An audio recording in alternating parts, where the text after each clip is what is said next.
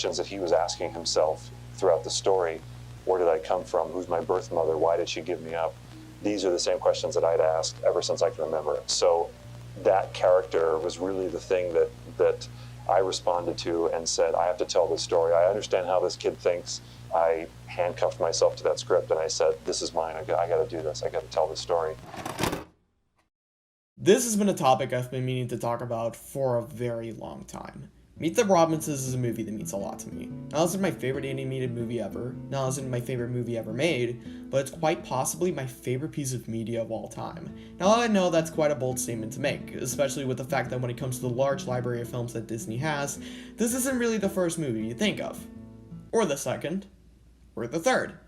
You know what, maybe this movie doesn't come up at all, but that's besides the point. And honestly, coming up with a cohesive intro for this video has been pretty difficult because unlike any other piece of media that I've talked about on this channel that I adore, this is more of a personal love towards this movie more than anything. And you'd think it'd be easy to talk about something like your favorite thing ever made, but it's hard to put into words why this movie means so much to me. Like, dead ass, for the entirety of the month of October, ever since, like, I finished scripting the fucking After Hours video, I've genuinely been struggling to find a coherent pattern to explain why I love this movie, without rambling or jumping into different aspects of the movie every second. But it looks like I'll be doing that for this video. So, fuck it, why not? On the outside, Meet the Robinsons doesn't seem very special. It gets put to the side with many of the other Disney movies that came out at the time in the early 2000s, like Bolt, Treasure Planet, and fucking Chicken Little. And critically, it's not too bad, but it isn't that great either. Sure, Meet the Robinsons definitely has its flaws, which I will be discussing later in this video, but calling it bad is definitely underestimating this film, as I find it to be a fun movie that I find myself rewatching every year, while also managing to tell an incredibly profound and heartfelt story about an orphan boy coming to terms of what his life could be and learns how to keep moving forward to a brighter future. So, what is it? What do I find so good about a Disney movie from the mid-2000s that people rarely talk about? Well, before we get to that, let's first talk about how this movie came to be.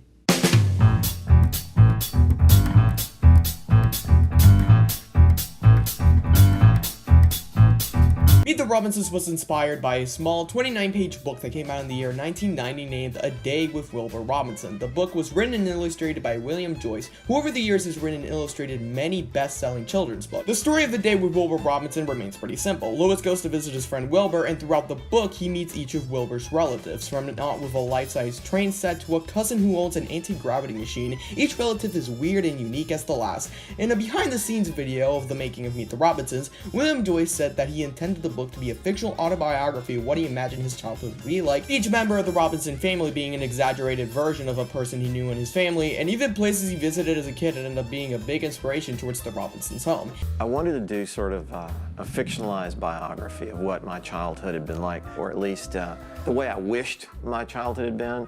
And so I populated it with all these characters that I knew, people from my family, but I kind of ratcheted it up 3 degrees and mixed it up with all the movies that I loved when I was a kid. The actual development of the movie began in 2004, with Stephen Anderson taking the role as the film's director since he felt a strong personal connection to Louis. Before directing this film, Stephen had worked as an additional character animator, storyboard artist, and story supervisor on other animated films, TV shows, and short films. With this movie being his debut as a director, he also wrote the screenplay for the movie and voiced characters like the bowler hat guy and Grandpa Robinson. Believe it or not, this movie ended up being a pretty big deal for Disney as it tried out many experimental techniques for them at the time. One of them being that after writing the script, they would storyboard the entire thing, and later on the studio would decide if the film would be made or not. This was unheard of back in the day, and thankfully we know what ended up being the decision when making this film. Another huge thing about this movie is that technically this is their first CG animated film solely focused on humans, and for the most part, it isn't terrible, or hell, I won't even say it looks bad, but you can definitely tell it's their first go at this. The official soundtrack of the film was composed by Danny Elfman, who you might know because he composed literally every iconic soundtrack ever made in mankind. And if you literally need an example, heading into this project, Danny felt connected with the film. In the behind the scenes video, Danny described the film having 2 different vibes when it came to making the soundtrack, to where some songs had to slow down and be a bit more mature, to having some songs being more cartoony and over exaggerated. Outside of Danny Elfman, the film also included a few original songs, like Rob Thomas's Little Wonders and the All-American Rejects' The Future Has Arrived, just to name a few songs. Originally, the film had a set release date for 2006, but 60% of the film had to be reworked or scrapped. It was originally supposed to be a part of the ending where Lewis took Bowler Hat Guy to the past and had him wake up Goob to catch the winning baseball. I'm low-key pissed off that this scene wasn't added in the final film. Like, you can legit tell the director literally was heartbroken that they couldn't include this scene. But you know what? I'm glad that they included it in the behind the scenes sections in the Blu-ray release of the film. Oh yeah, and by the way, you can easily find all the scrapped scenes and behind the scenes footage of the film on YouTube. Most of the scenes, by the way, that were scrapped were just alternate takes of already existing scenes in the movie and how they would have played out differently. Finally, the movie came out in March of 2007 with a mixed reception from critics and viewers alike. Most critics and viewers found the movie to have a decent story and characters, but found the rest of the film to be boring and filled with a lot of plot holes. And as for the box office, to see it barely scratch the surface from being a total box office bomb is totally an understatement, gaining over $169 million within a $150 million budget. I mean, it's still bomb, but at least it wasn't a total bomb.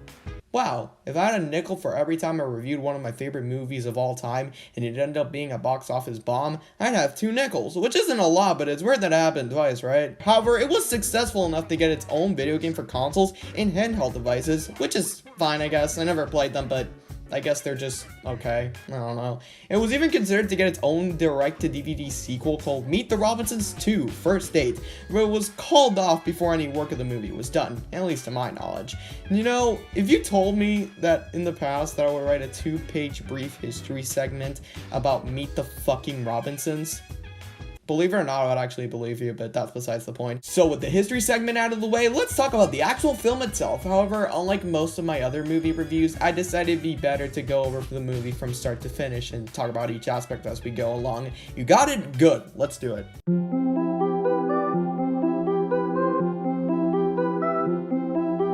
I always found the way this movie opened up to be really fascinating. Unlike most Disney movies where there's mostly an upbeat tone to it, Meet the Robinsons begins with the title within a black void and shifting to a somber, dark scene of the past. The colors they portray in the past are mostly monotone with a slight orange lighting. I didn't think much of it at first, but then I decided to do some research and found something very interesting to note. Psychologically, many warm colors can express various different emotions and feelings into something. Orange specifically can incite shelter, positivity, optimism, and encouragement, all of traits practically describe Lewis's character development within the film, so having orange fit as the primary color shading within the scenes of the past honestly fit perfectly. Is what I would say if it was done intentionally. I fully know that what I just said could be a major fucking stretch and definitely not intentional, but you know, it feels like something interesting to know. But yeah, overanalyzing color choices aside, the scene itself is of a woman leaving her child to an orphanage on a dark rainy day. As she says goodbye to her child, we hear a slipping noise in the background. Oh yeah, by the way, make sure to remember this detail for the future. It's actually going to be really important towards the ending, but that's besides the point. The owner of the orphanage, Mildred, opens the door and finds the child. The child in question is the main protagonist of the film, Lois. 12 years into the future past, and we get to see a more grown-up version of Lewis making an invention while getting some help from his roommate, Goob, who doesn't really care about what Lewis is making, but he's more focused about winning his baseball game more than anything, really. While he doesn't have much screen time in the movie, this version of Goob is honestly really funny. But wait, Manuel D, I might hear you ask, what did you mean by this version of Goob?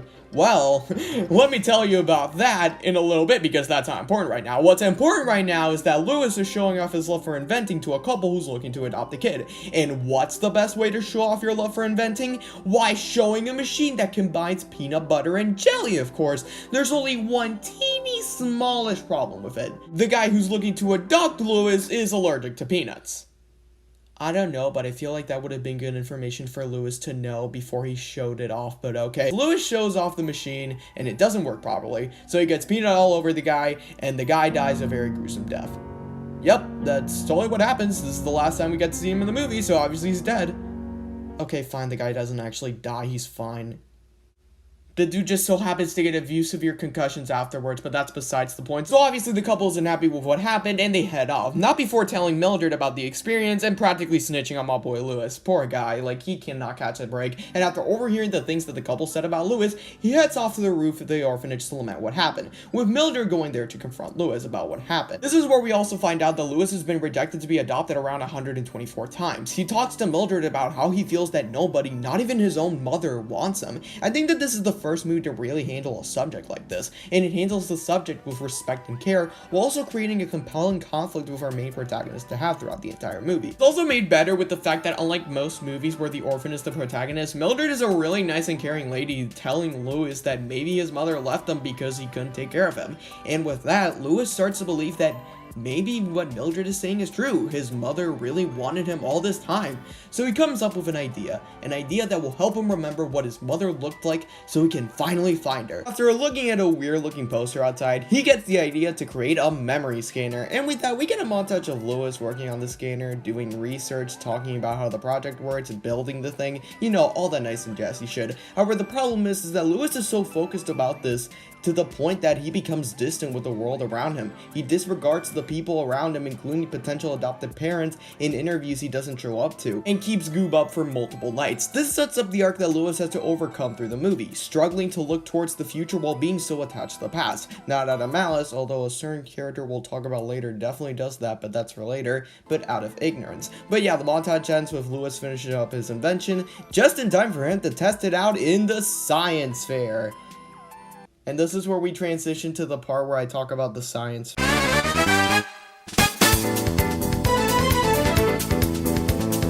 But yeah, outside of the segment being called the science fair, Louis finishing off his invention just to show it off in the science fair, with Goop being tired as fuck and Mildred being excited to tell Louis about yet another interview for possible adoptive parents.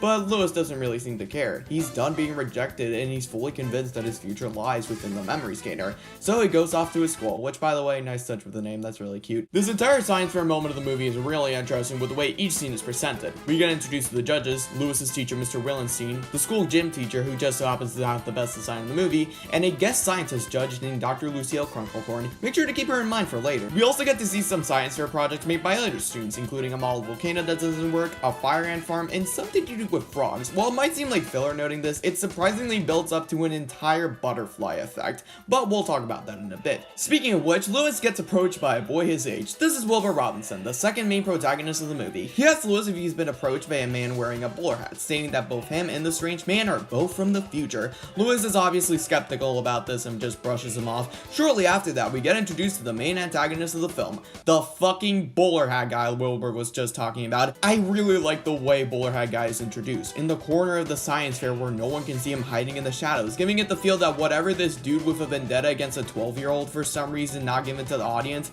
obviously means business. Oh yeah, and his hat is a robot and it fucks up Louis' memory scanner. So obviously he's gonna be the next person presenting in the science fair project because of reasons. But at first it seems to be working. Maybe it will end up working out. Oh, no. Guess not. It's fucking up the entire science fair. Whoops. So Louis's memory scanner fucks up and destroys the entire science fair, leading up to Louis leaving, ashamed of his failures caused by his own hand. After leaving, however, a bowler hat guy takes his invention. What for? Well, that isn't important right now. What's important is the fact that this dude Louis is practically giving up on inventing things to the fiasco in the science fair, tearing up every page that he worked with the memory scanner and throwing away the original plans. But look at that! Wilbur's there to cheer him up and convince him that he shouldn't stop inventing. This is also where we find out the biggest betrayal in the entire film. That Wilbur Robinson is in fact not a time-traveling cop. However, Louis and Wilbur actually come to an agreement, and Wilbur actually does prove that he's from the future, then Louis will actually fix the memory scanner. And how does Wilbur prove that he's from the future? Easy! He throws Louis off an orphanage, and such the movie ends with Louis suffering a painful death, teaching the lesson to not trust strange kids saying that they're from the future. The end. Okay, so that isn't exactly the truth. He does actually get thrown off a building, but he doesn't die. He just so happens to land on an invisible time machine that so happens to be a spaceship. You know, the realistic outcome of things. And such, the best way to prove to somebody that you are from the future is by taking them to the future, and that's what Wilbur ends up doing. A neat detail that I've always liked is that, for a good chunk of the movie, the tone changes completely from the more serious tone of the present to a more whimsical and fun tone to fit the future, and the music more than complements this change. Speaking of the future, as a kid I always thought that this version of the future was so fucking cool. I mean, come on, buildings that instantly built themselves, riding time-traveling spaceships and bubbles, like come on dude, that shit rocks. And it still rocks to this day, don't get me wrong. And just like young me, Louis is practically in awe with both the future and the fact that something like time travel could be achieved. However, this also creates a pretty big problem. After seeing the future, Louis doesn't really want to go back to fix the memory scanner, since why try to remember what his mom looked like if you can go back to the past and meet her, am I right? which obviously is a bad idea for multiple reasons. So Wilbur says no, and then they get into a fight, and then the time machine ends up being broken, so they come to yet another agreement. If Lois fixes the time machine, then Wilbur will take him back home. But we already know that Wilbur isn't actually going to take him back to the past, is he? For now, I think it's time to leave that to the side and talk about one very important character. Prepare to be amazed by Disney's most underrated yet compelling villain. Oh yeah, and Doris is there too, but who cares?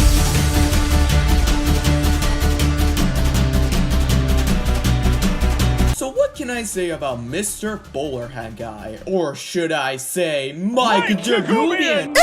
Honestly, the twist of Bowlerhead Guy being Goob from the future didn't really make much sense to me as a kid, but seeing it now, yeah, the clues have been there all the time and it was pretty clear. The montage having portions of showing young Goob unable to sleep, focusing on how tired he was the day at the science fair, which just so happened to be the same day he had a big baseball game, the fact that he gives Goob advice to not letting things go, plus like, who else could it be? Because really, having the villain beefing with a 12-year-old as his main goal with no coherent backstory to why he has beef with a random 12-year-old is low-key weird to think about, but it's also really funny at the same time. Speaking of funny, another ironically funny thing about Bowlerhead Guy is that when we first see him, he's presented as this menacing figure that we should take completely seriously, but for the rest of the movie, we see how much of a comedically pathetic man-child he really is. Just think of Dr. Doofenshmirtz from Phineas and Ferb as a time-traveling villain, which is also ironic because Dr. Doof technically created time travel in Milo Murphy's Laws. But yeah, I fucking love Bowlerhead Guy. The guy's an absolute showstopper who steals every scene he's in thanks to his writing. His Waluigi-ass design is an incredible voice performance by Stephen Anderson. Watching the behind-the-scenes videos, you can tell he had an absolute blast recording his lines. Pass off invention as my own. Check.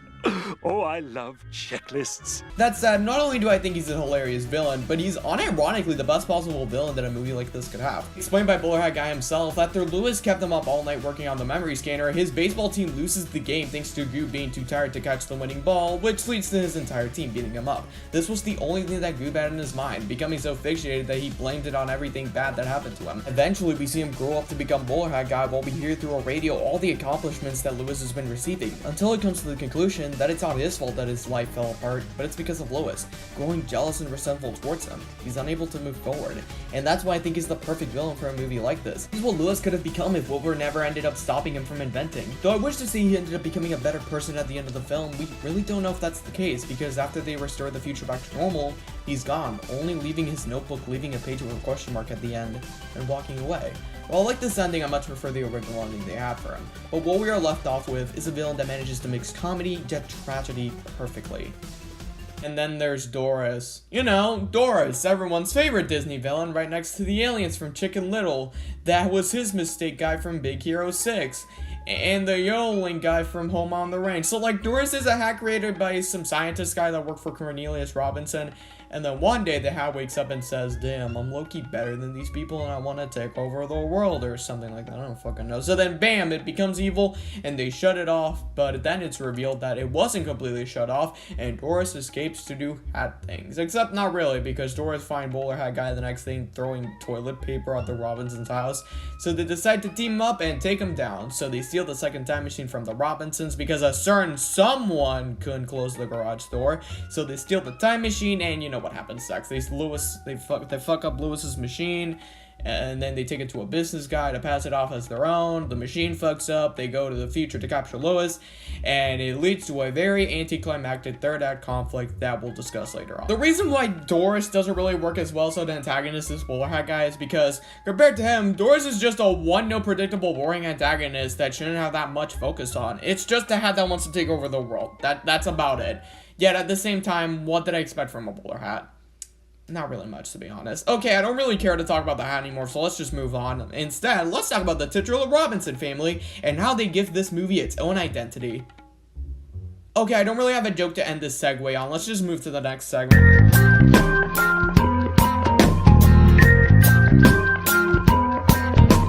So the Robinson family, the heart of this movie's story. It also so happens to be the main point of criticism when this movie is brought up, and I honestly don't know why, because personally I think that they're my favorite part of the movie. The main 2 points of criticism that the Robinsons themselves have is that 1, they are way too overly cartoony, and 2, it's too big of a family to keep track of them. And I really don't get these critiques because both of them are meant to be true. Yeah, no shit's gonna be a big family. That's the main appeal of the original book. If anything, that movie had to cut down family members to stop it from being overcrowded. And of course the family's going to be over the top and silly. Most of the appeal from the original book was how William Joyce took the people that he knew from his family and exaggerated them. Also, can I just say that making the Robinsons be part of the future is really clever? The whole future and time travel aspects were never really in the original book, but they added it just for this movie, and considering how crazy the family is, having them be part of the future makes a lot of sense. With that said, we have a lot of Robinsons to cover, so let's go through each member one by one. Starting off with Wilbur Robinson. He's the second protagonist of the film and the perfect character to be a foil to Lewis. To where Lewis is a hardworking introvert, Wilbur's more of a laid-back extrovert. He's a fun character. I've always enjoyed his interactions that he had with Lewis, from the first time they met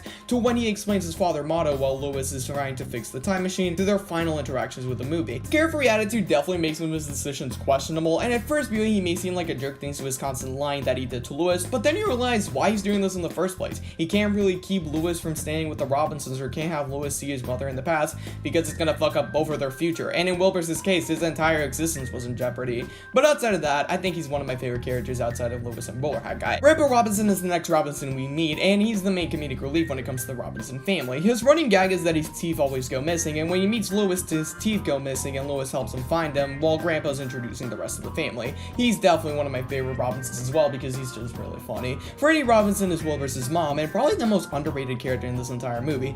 The thing is that she trains frogs to sing, which reminds me of a certain little girl that was doing that in the beginning of the film. Nah, it's just a small coincidence, what the fuck. Freddie's the heart of the family, the glue that keeps the family together, and that could be seen throughout her actions and mannerisms with every scene she's in. Like, for fuck's sake, girl was willing to adopt Lewis after she finds out she's an orphan, but that was before the family found out about Lewis being from the past, but we'll touch upon that for a bit. Okay, so I'm reading the script, and if I keep going like this, then we're gonna be here all day, so let's move a little faster. Carl's a robot assistant of the family and the first person in the family to find out that Lewis is from the past, as well as being the older person to know that the other time machine is missing. Most of his dynamics are with Wilbur, and he's a funny character. From his design, you can tell that the animators love last doing his expression and movements. We also have a butler who just so happens to be an octopus with one eye named Lefty, and as a kid, I always thought he was the coolest thing ever outside of, I don't know, Metal Sonic and Yoshi. There's a pair of twins who stand outside the house in front of 2 doorbells, and they have a competition to see who rings their doorbell. I think the funniest part about them isn't their gag, but rather than the fact that the family doesn't even know who they're both related to and just accept them. I don't got much to say about Aunt Billy other than the fact that she has a gigantic model train that she controls, and that's pretty cool, I guess. She's also married to Uncle Joe, who I even have less to say about other than the fact that he sits in a chair and bitches when he doesn't get a PB&J sandwich. There's also Uncle Gaston, who has a fetish for canyons that has a glizzy put in his mouth during a fight scene with his sister in the family dinner. Yes, I'm fully aware how out of pocket I made that sentence sound, and no, I will not be changing it. Okay, so let me ask you a question real quick. What sounds cooler than a spaceman who just so happens to use a UFO to deliver pizzas? A spaceman who just so happens to use a UFO to deliver pizzas, voiced by Adam West. He's the best family member outside of Wilbur and Grandpa, and I will not be hearing any criticism otherwise. There's also Uncle Frisk, who just so happens to be married to a puppet while also managing to have 2 kids. I'll let you use your imagination to figure out how that's possible. There's also Grandpa's wife, Lucille, who just so happens to have the same name and face as a similar character we've met a while ago. Who cares? Look at this dog with glasses. No joke here, he's just neat. There's also the talking frogs that Franny trains are pretty funny while also murdering a Hat Mafia style. And finally, we have Tiny the dinosaur, who you might be wondering how the fuck a dinosaur is in the future. Well, he's a recently made Robinson after being mind controlled by a bowler hat guy and being brought to the future to capture Lewis. But then they both realize that they can't do that because Tiny has small arms. That's probably the funniest joke in this entire movie. The entire fight scene with him was pretty neat, and Tiny's just a really neat big guy. Look at him, he's just adorable. I think what I love most about the Robinsons is the fact that they all really do feel like a family. Like I said, they were all ready to accept Lewis as a part of their family, but when Wilbur takes Lewis's hat to reveal his hair, they take it back knowing that they can't do it because it's gonna affect the future. But it can't get any worse, right? Well, viewer, unfortunately this movie falls under my least favorite trope in any movie ever. The liar reveal trope. But thankfully the reveal isn't dragged out to hell like most movies, so that's a plus. You know what isn't a plus though? The series of events that happen after this scene. Bowler Hat Guy being Goob reveal is fine, I like that, but then after that we reach my least favorite part about this film, the anticlimactic third act conflict. Yeah. I mentioned this in the start of the video, but just because this is my favorite piece of media ever made doesn't exactly mean that I think it's perfect. Like everything, this movie has its flaws. While the animation isn't bad, especially for the type of cartoony style they were doing, you can tell it's their first time animating humans. The pacing of the film, especially in the middle chunk, can feel slow at times, and my only piece of criticism towards this film is this entire segment that I'm going to be talking about, the third act conflict. So yeah, after the reveal that Bowler Hat Guy is Goob, he forces Lewis to fix the memory scanner, and Lewis does that, and then Wilbur and Carl save Lewis and the memory scanner, but then, oh no, Doris disconnects Carl, and they take the memory scanner and they go back to the past, to the corporation from earlier, but this time they actually succeed and they manage to change the future to a bad future. You can tell it's bad because all the color is gone. Why a bad future, you might be asking? Well, remember when I said that Doris's motivation was to take over the world? Yeah, you can easily come to the conclusion that Doris was using Bowler Hat Guy all along and then just betrayed him, which technically means that Doris is one of Disney's first twist villains, and it's not to say that a fucking Bowler Hat is a better twist villain compared to the lame chick from Zootopia, and that was his mistake guy from Big Hero 6. So Lewis finds this out, the hat controls the Robinsons, they go after him for about 30 seconds, until through mere luck he fixes the time machine, and a big chase scene begins, with Lewis running away from the big bowler hat robot building thing, I don't know what to name it. I think what's so disappointing about this conflict is how much potential it had. We're only in this version of the future for like 5 minutes until Lewis goes back to the past to stop Bowler Hat Guy from signing the contract that made the corporation hire him. It creates a conflict that really didn't need to happen in the first place, only for the conflict to end with Lewis going up to Doris and saying, I'm never going to invent you, and then Doris just fading away, I suppose. Like, what was the point of that exactly? Like, if you really wanted to redeem Bowler Hat Guy, you could have gone with the original way to redeem him. But what we are left with is, well, a really anticlimactic third act conflict that really didn't need to happen. Anyways, that's all I have to say about it, but we aren't quite ready to talk about the next segment just yet. So the logical thing to do is create a small intermission segment, which now I'll be calling... So yeah, the anticlimactic third act conflict is now over. Bowler Hat Guy goes into the future he fucked up while it turns back to normal. Wilbur goes back into existence, and the first instinct he does is kick a mentally ill man-child in the balls. You know, the obvious thing to do after you come back from not existing. But then you know the rest. Lewis tries to convince Wilbur to have Goop be part of the Robinsons, but before they can do that, he disappears, leaving his notebook behind, and once Wilbur and Lewis leave, Bowler Hat Guy looks into the far future and walks off. What we get next are probably my favorite scenes in the entire movie. So when Lewis and Wilbur meet up with the non-brainwashed Robinsons, we finally get introduced to Mr. Robinson himself, Cornelius Robinson, and hey, he kind of looks like a certain someone. Yeah, I'm not gonna even joke around anymore, you know that's older Lewis at this point. Cornelius then gets to show Lewis all the cool looking inventions they built over the years, and even the invention that he's most proud of, and it's the memory scanner, the first real project that Lewis makes and the one that started it all. But I think what's really interesting about this scene is the fact that when Lewis tells Cornelius about just using the machine and asking if his future will end up like this one, Cornelius just responds with, that depends on you. No matter what he sees in the future, or in the past, or even if the world around him changes, nothing is set in stone. It's all up to the person to shape their future to the way they want it to be. And after that, Lewis says goodbye to the rest of the Robinsons, and Wilbur takes him back to the past. Wait, that's not the past, not that far, what the fuck?